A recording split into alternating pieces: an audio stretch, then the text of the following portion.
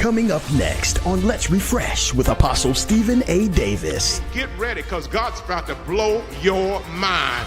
If you're investing in the right relationships, the right people, God is about to blow your mind. He's going to do exceedingly abundantly above all you can ask or think. Ain't nobody in your household where you were raised dreamed about what you're about to do, because what he's doing in your life, because he's making you a part of a team, he is about to do what you never thought could be done, but you just believe that you could receive.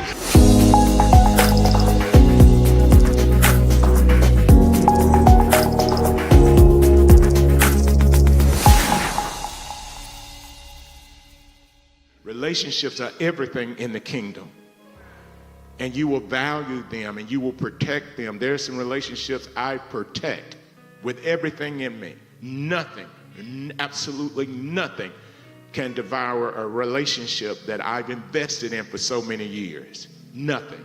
Because I understand I need that relationship because I'm going somewhere. Touch your neighbor, tell them I'm going somewhere.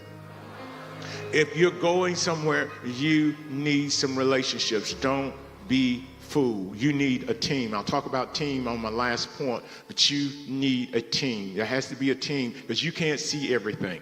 I'm going to do a men's service called Back to Back. And what back to back means, somebody standing with their back up against your back, facing something you can't see. So I'll do a men's service pretty soon in this year, back to back. If you don't have someone that's watching your back, then you don't know what's coming behind you, so you're going to be ambushed. And too many of us who are calling ourselves believers, we operate alone and we don't invest in relationships properly. You got to invest in the right relationships for whatever great thing that you're going to do. I could just live alone. I'm going to be honest with you. I could just live alone, but that's not beneficial to what I'm called to do. And that's not beneficial to you, because I only see one side of things if I'm alone. And if all you see is one side, you're always going to think you're right. I said, when you're all alone, you're always going to think you're right, because you don't have the relationships that says, hey, wait, why don't you think about it this way? Why don't you consider this? Okay? So it's like currency. So before I go after money, I want relationships. And I believe with all my heart, relationships are better than currency. Because if I can go somewhere and I got a relationship and we don't even have to exchange finances, I think I'm doing really good. You would never start a project because you're waiting on resources. So you're sitting there hoping and praying. If you had a relationship that said, well, let me help you get to this place and let me help you to do this. And most people never start anything because they're waiting on the resources to get there. Nobody that does anything great starts off with all the resources. No one. So you got to understand that if you got the right relationships, people that can encourage you to move into what it is God has for you, and you need relationships to do that. Somebody looks at you, man, hey, you can do better than that, because you got to have some relationships that encourage you, because you're going to spend a lot of time around people who discourage you. And most of where you start is going to be around discouraging people. It takes a minute to get, so I can't just pick up the phone and call somebody I need sometimes. So most of the people I have access to are people that don't believe that I can do anything with my life anyway. Right? Is that okay? I prayed hard if you wanted me to preach, I done that at 6 o'clock, 6:30. I'm going to teach now. I can do more teaching when I open up the atmosphere, because you're better students after we open up the atmosphere. In a kingdom, your relationships are a reflection of the what? Wealth you have acquired. So if you want to know how wealthy you are, let's check your relationships. Wealth is not a condition of your bank account. It's a condition of your relationships. So here it is again. You're trying to get more money in the bank. You'll never have enough money to do what God called you to do. Let me say that again. You'll never have enough money to do what God called you to do. Because this is what God does. Every time you get that done, he gives you more to do. So I have 12 things on a list that I gave my staff after the upgrade in the sanctuary. It's 12 things on that list. Because God's going to always, the God that I serve is always going to give you something else to do that's bigger than the thing that you've already done. So you'll never have enough money. But if you have a relationship, the relationships are what represent your wealth. Imagine having some people who are really wise, who have done what you're doing, who have good leadership skills or great leadership skills, and they're in your corner. That's wealth. When you have access to people like that, knowledgeable people, people who have gone through the process and still are alive, that's wealth. Drain them before you bury them. Y'all didn't hear me. Drain them of their wisdom and their knowledge before you bury them. Because if you bury them and you didn't get a chance to drain them, the wealth is in the tomb.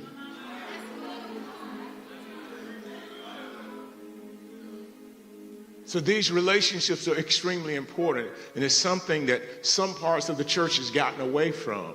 So you can't move a church forward, you can't move a group of people forward until you get some right relationships. So not only have I been working on relationships outside of this place, because I'm called to do great things. Nobody can convince me that I'm not. So if I'm called to do great things, I've got to spend some time and invest in some relationships that are going to help me. I may not need them right now, but I am going to need them later.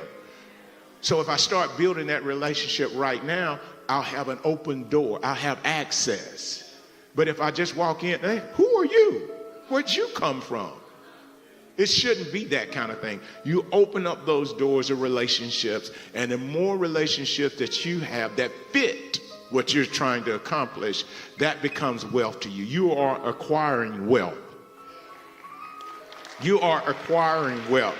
So those of you who just got lint in your pocket, look at your relationships. Don't look at your pocket. Look at your, I'm going to be okay. I'm hanging out with him. I'm going to be okay. I got this relationship with her. I'm going to be okay. I'm going to be fine. I can look around myself and say, I'm going to be fine. Some of y'all, I'm a member of Refresh. You're going to be fine. I'm associated with Refresh. You're going to be fine.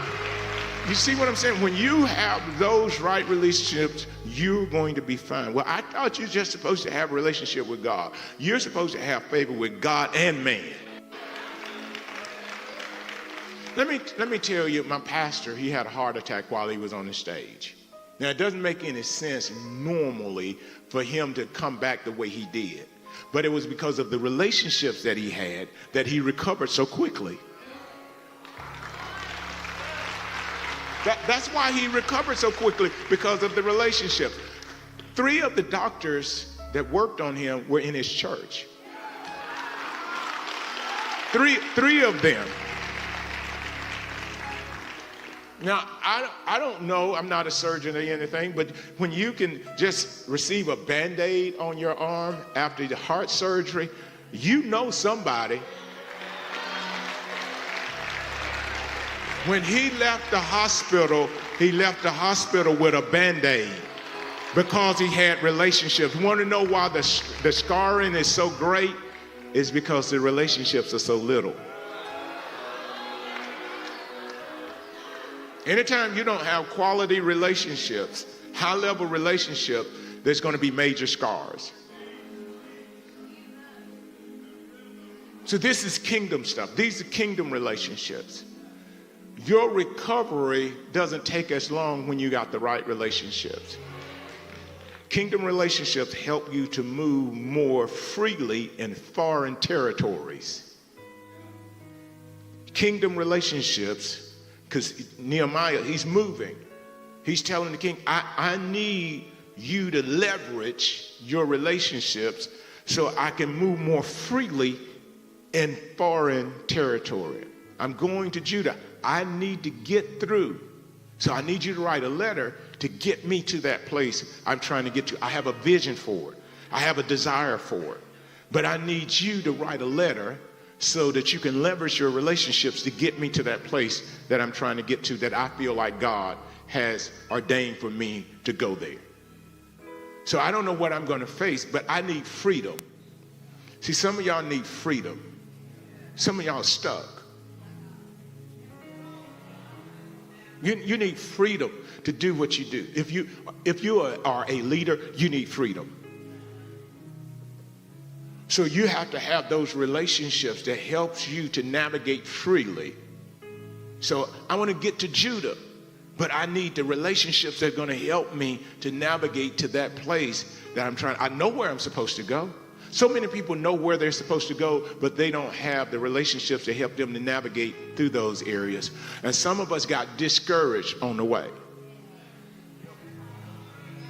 There's some areas in your life that got tough that didn't have to be tough if you use those relationships. So you're sitting there, you're on a 40-day fast, and all you need is a relationship. Now you're skinny, and you're still stuck.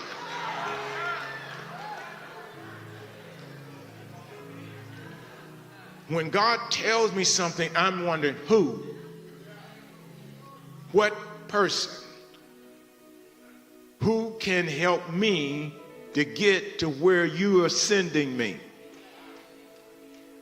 There had to be some things set in place for Jesus to accomplish his will. Jesus, he's got disciples. He needs an upper chamber. There has to be a man with a pitcher of water to point the disciples to that upper chamber. Jesus needs a coat that's never been written on. So he sends his disciples to get the coat that's never been written on. And they said, tell them the Lord has need of. Have you ever been to the bank and said, the Lord has need of? See, when you got relationships like that, I don't know who was communicating with the guy that had the coat. I don't know who was communicating with him. I don't know what conversation Jesus had with him, but I do know when they said the Lord has need of him, he released him. He released him. So that's what Jesus rode in on when they were saying, Hosanna. Everything he needed to accomplish his purpose was given, but it was given through relationships. He borrowed the tomb because he wasn't staying. Everything you're borrowing should be assigned to you. You're not staying there. If I got to borrow it, it means I'm not going to stay. I'm just leasing it for a minute because I'm not going to stay. Let me tell you this, and I'll get back to my points. I got about 8 minutes. I started, because my pastor he's not preaching week to week. So what I would do on Mondays when I was on the treadmill, I would be listening to what he preached Sunday. Well, he's not preaching anymore. So I said, Lord, what am I going to do? So I listened to a few people, and I'm like, that don't work. So what I done, I started listening to the Bible back over from Genesis.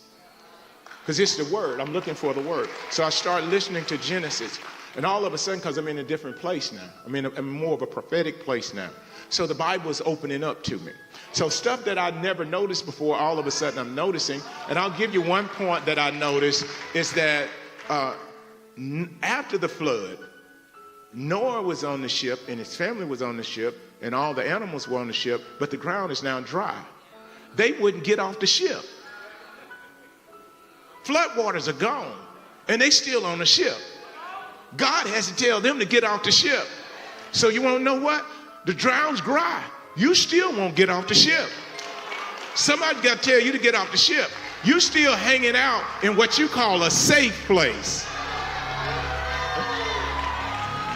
All that just because I'm in a different place now. When you get into the different place, there's knowledge. You'll tell when you graduate, you can drive for yourself. Okay. I won't tell you what I got out of Seth, who was the replacement for Abel. I won't tell you that. I'll say that for another day. And see, God's ready to open up some things to you. But you got to have the right relationships. When you got the right relationships, you're about to do something that nobody around you is doing. You're looking for people around you. The people you're like are up there.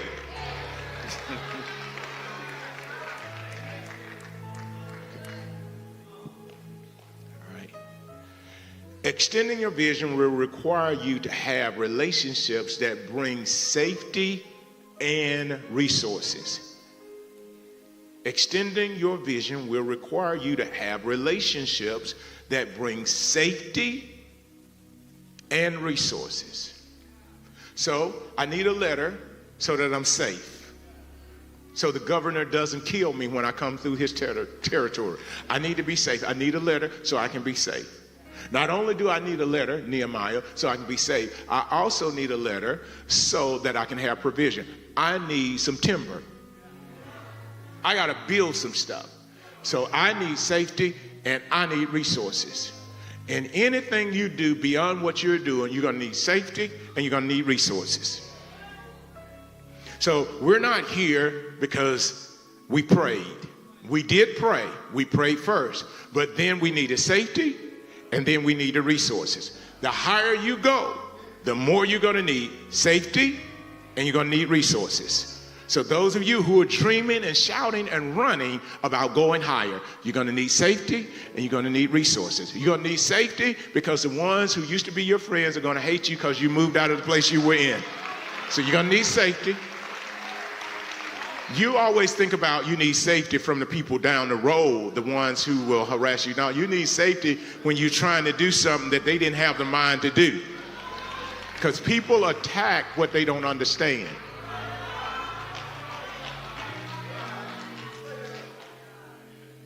So you always think, Lord, keep me safe from them people. No, keep me safe in front of my people. So you're going to need safety and you're going to need resources. You know, I walked around places and believed they were mine for a long time. And it wasn't until I got some money and gave it to the previous owners that it became mine. You understand? And I believe in miracles, but there's going to have to be resources. And if the resources are short, the stage stays the same. And then you're using old equipment with mics going out. And then you still have spots where they tried to clean up spots where people's makeup was on the carpet, and they tried to clean up spots with Clorox. So you got bright spots on the floor on this blue carpet. I see it. I saw it all. Then you got stuff all around the steps. I'm like, man, I want that stuff up. But it wasn't until resources came that you can correct that stuff.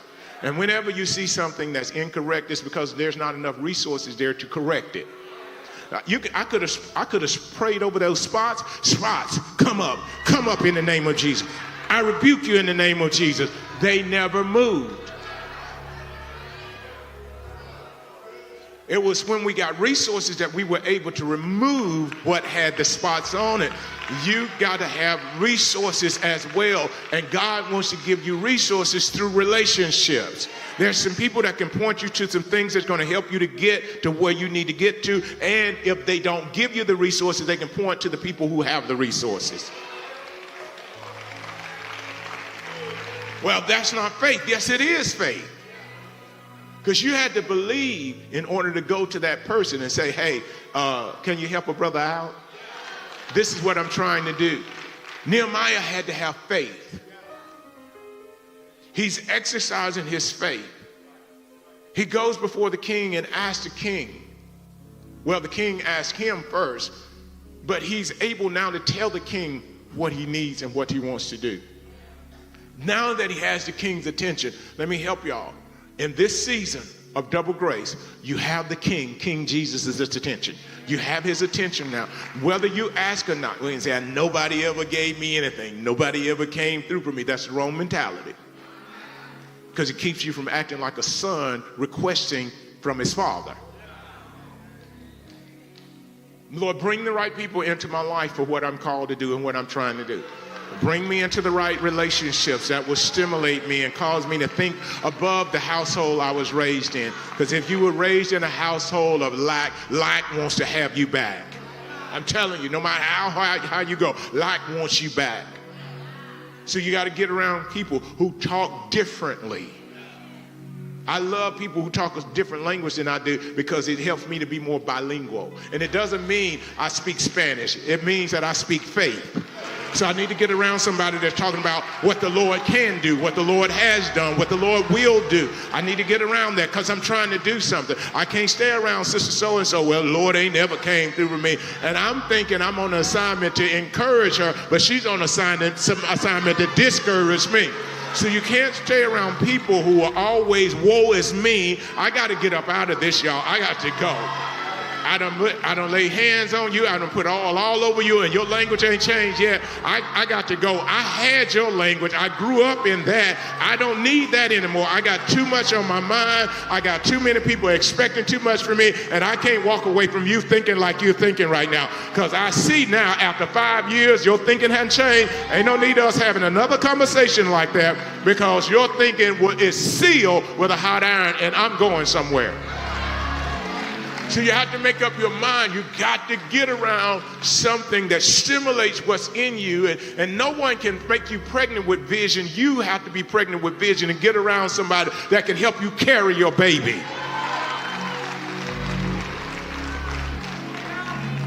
Some of you don't have the relationships that helped you when you're in that third trimester.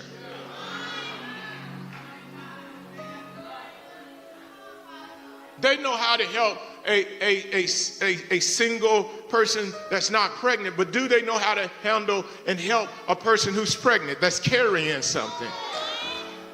And you got to understand that. So you have to start changing your environment and investing in relationship. If you're planning pregnancy, I'm talking about spiritually. If you're planning pregnancy, you better get some people in your corner that understands pregnant when you begin to swell and when you start walking differently. You need to be around people who understand that, because if they don't understand that, they will abort your vision right while you're sitting at the dinner table.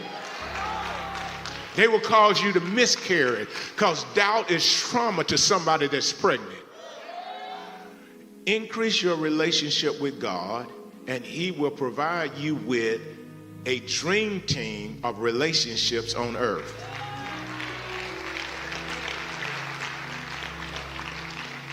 Increase your, y'all know what that's a dream team over there. Y'all are a dream team. We need more dream teams. So on the platform, it looks like dream teams. You know, when we walk out here, we're a dream team. I do most of the talking, but we're a team. You understand what I'm saying? God will give you dream teams and don't misuse the dream teams that God gives you. Value them. Give them certificates.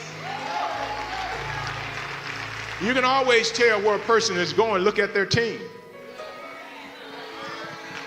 Look at a person's team. You can tell where they're going. You can tell what they're going to accomplish by the team that they have. So when you increase your relationship with God, He will provide you with a dream team.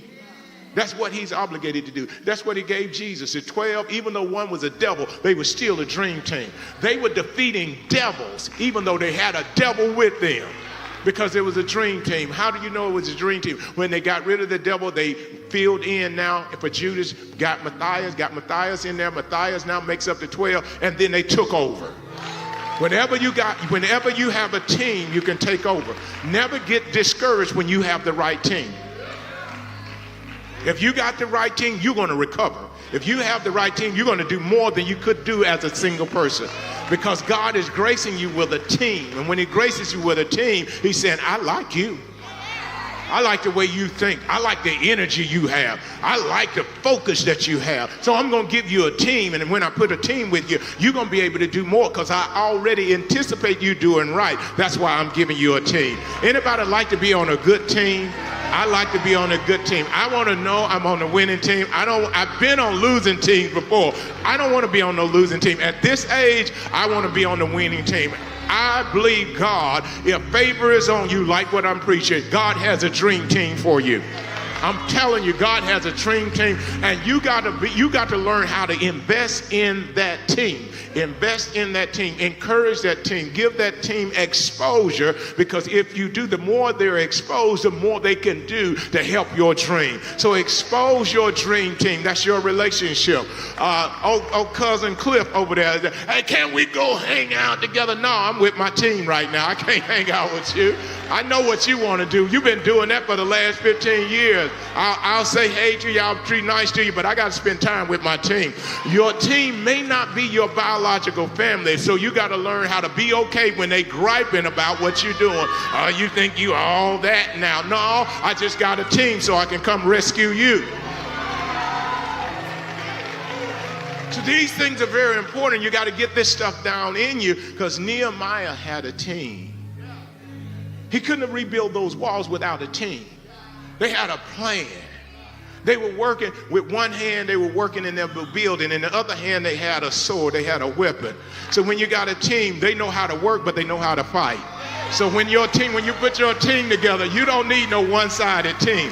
I got to know how to pull my sword out when I need to. So that means they need to know how to pray. You need some people who know how to pray. But then you need some people who know how to sit at the board meeting and articulate with clarity what you're trying to do and how you're trying to get there. But then you need some people who say, hey, watch out now. So, and you said, well, how you do that? Well, Jesus had it. What was Peter? Peter took the knife out and cut a servant's ear out. But Jesus needed him on the team. You need some people on your team that you got to hold back. And then you have some people on your team like Doubting Thomas, you got to push forward. So on your team is going to be some that are gun-ho, is going to be some that lay back, but they all fit on your team.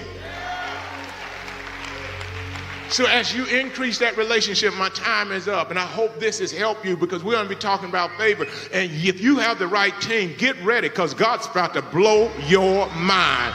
If you're investing in the right relationships, the right people, God is about to blow your mind. He's going to do exceedingly abundantly above all you can ask or think. Ain't nobody in your household where you were raised dreamed about what you're about to do, because what he's doing in your life, because he's making you a part of a team, he is about to do what you never thought could be done, but you just believe that you could receive. Anybody in this place just believe that you can receive? Hey, we wouldn't be doing what we're doing if we didn't have a team. Look at what a team can do. I'm telling you, you get your team, you're going to be a bad somebody. You get your team, you don't have to fight with anybody. Get your team, you just stand there and look like you know what you're doing, but you got a team with you. When you got a team with you, you scare, I'm going to say it, the hell out of the devil when you got a team. Some people won't bother you just because you got a team. As we come into this time called Memorial Day, it's a time that we celebrate and honor those who gave their lives to people just like us.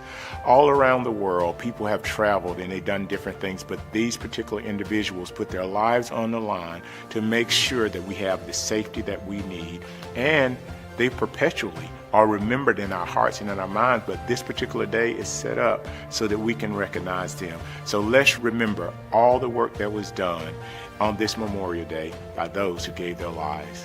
Thank you so much. Refresh Family Church. As we worship together, remember our 5 goals: serving the needs of families, reaching the lost, equipping the saints, reaching the nations, and transferring to generations. At Refresh Family Church, we're more than just a church. We're a nation. To find out more, log on to StephenADavis.org. We'll see you next time.